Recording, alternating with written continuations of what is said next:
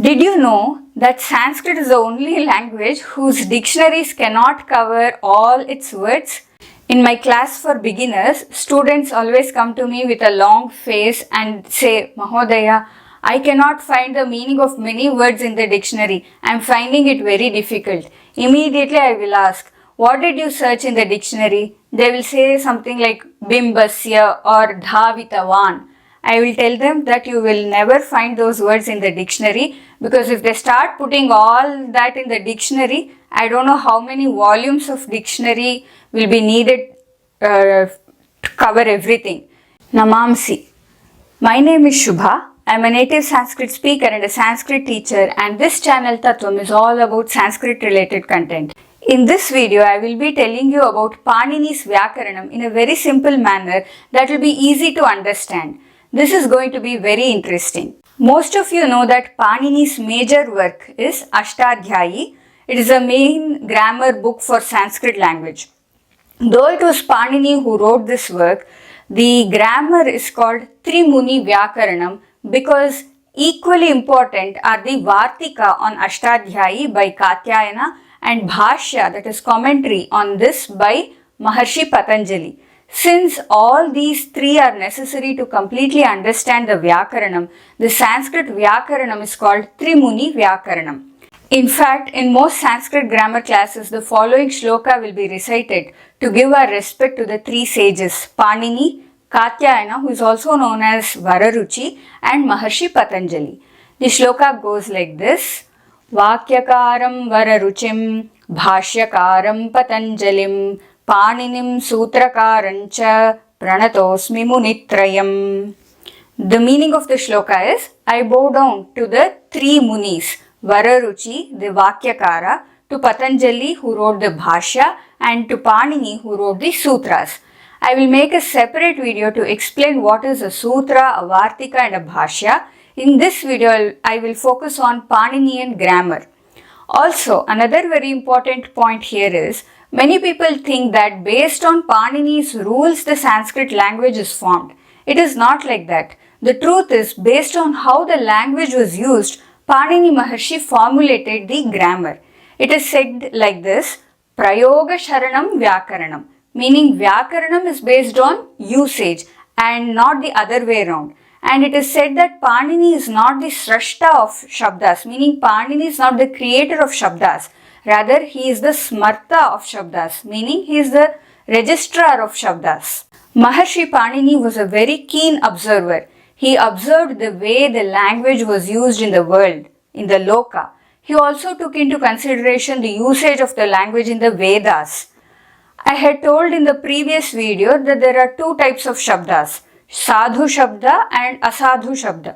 Sadhu Shabdas means proper usage of the language and Asadhu Shabda means wrong usage of the language. Since the number of Shabdas in the Loka include the Asadhu Shabdas also, and since there are innumerable Apashabdas or Asadhu Shabdas, he discarded the analysis of the Apashabdas. He took into consideration only the Sadhu Shabdas for his analysis. Now, even the number of Sadhu Shabdas is innumerable. There is a small story which goes like this: Brihaspati Indraya Divyam Varsha Sahasram Pratipadoktanam Shabdanam Shabdaparayanam Provacha Nantam Jagama. It seems Brihaspati, who is Indra's guru and who is considered the lord of sacred speech, started teaching Indra all the words of Sanskrit language.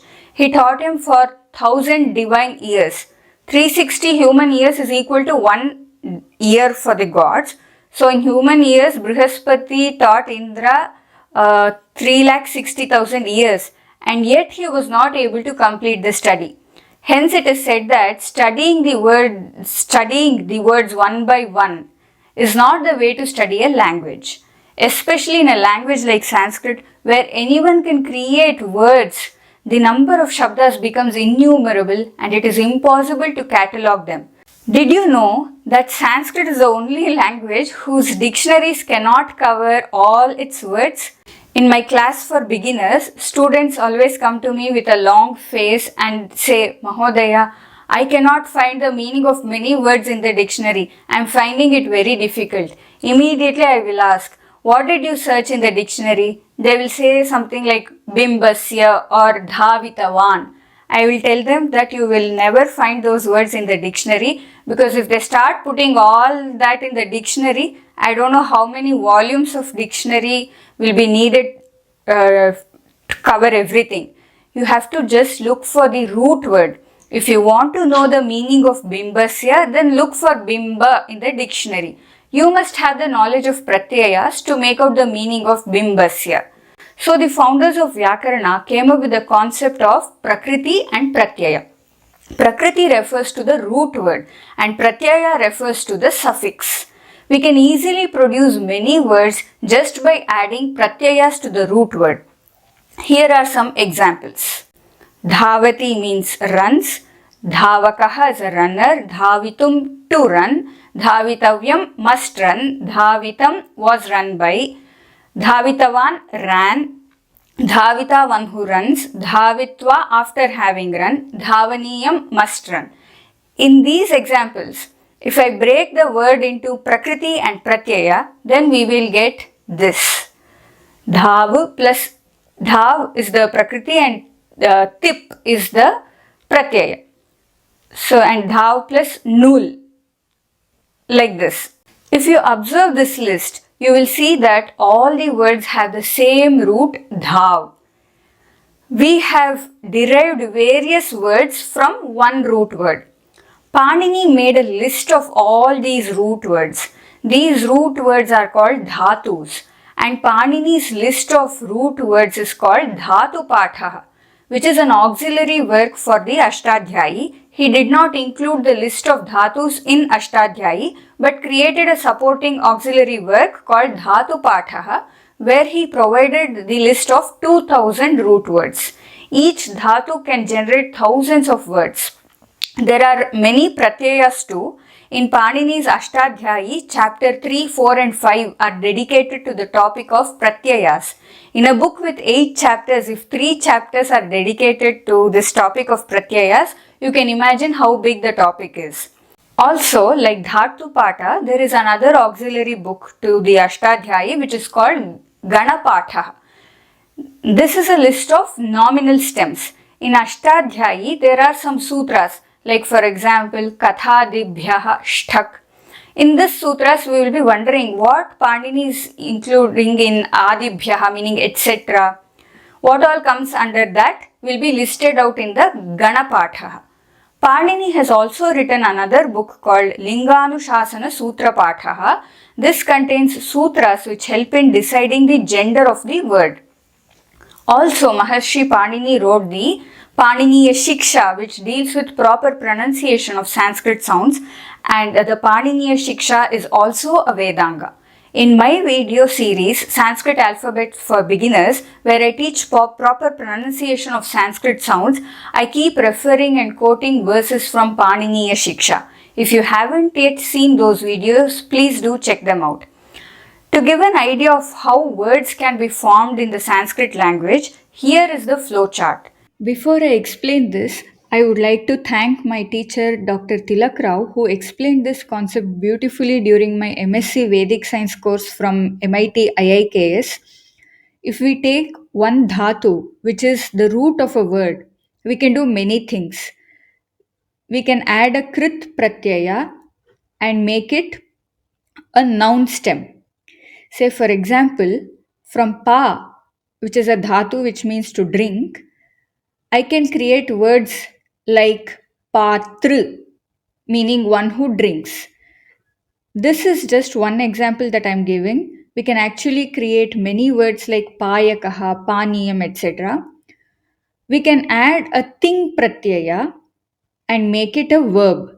So for pa, if I add ting pratyaya, one of the words that I get is pibati. Actually, it is a very actually at the basic level, I can get 180 words after adding ting pratyaya, and I am here quoting just one of them as an example. And we can add one of the sanadi pratyayas to make it a dhatu again. To pa, if I add san pratyaya, I get pipasa. which means to desire to drink. Pa means to drink, pipasa means desire to drink. The first dhatu is called Aupadeshika dhatu, which is a dhatu given in Panini Maharshi's Dhatu Pathaha, which is a list of 2000 dhatus. Now, the interesting fact is the number of dhatus is not limited to those 2000 dhatus. We can create a new dhatu by adding sanadi pratyayas. So, pa is a Aupadeshika dhatu, which is mentioned in Panini's Dhatu Patha. Pipasa is a Adideshika dhatu, which is created by us. These created dhatus are called Adideshika dhatus. Now, again to this created dhatu, we can add Krit Pratyaya and make it a noun stem, or add Ting Pratyaya and make it a verb. Now, suppose I add Krit Pratyaya to a dhatu. I will get a noun stem known as Pratipadikam. For example, I can add Krit Pratyaya called Nul Pratyaya and make Pa as Patru, means one who drinks. I can further add Stri Pratyaya to make it a feminine noun stem. In this case, if I add Stri Pratyaya to Patru, it becomes Patri. I can also add a Sup Pratyaya to make it a noun. In this case, it can be pata. Suppose I make it a feminine noun stem. By adding a Sri Pratyaya, I have an option to again add a Sanadi Pratyaya and make it a Dhatu, a root word, which can further go through the word generation process. Here, the word generation process ends when we get a Subanta or a Tinganta. Panini Maharshi says, Suptigantam Padam. Padam means a word in Sanskrit. Only the words ending with Sup Pratyaya or Ting Pratyaya are considered proper words. Panini Maharshi's Ashtadhyayi is actually a program, like a computer program that software engineers write. Panini Maharshi's Ashtadhyayi is a program which is capable of generating large number of meaningful words.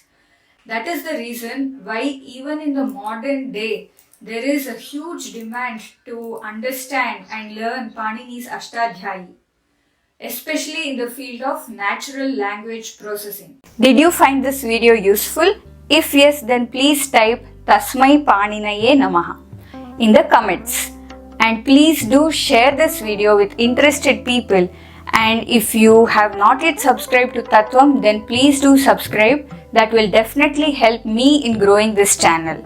Agrima video madhye punarmilami. Namo Namaha.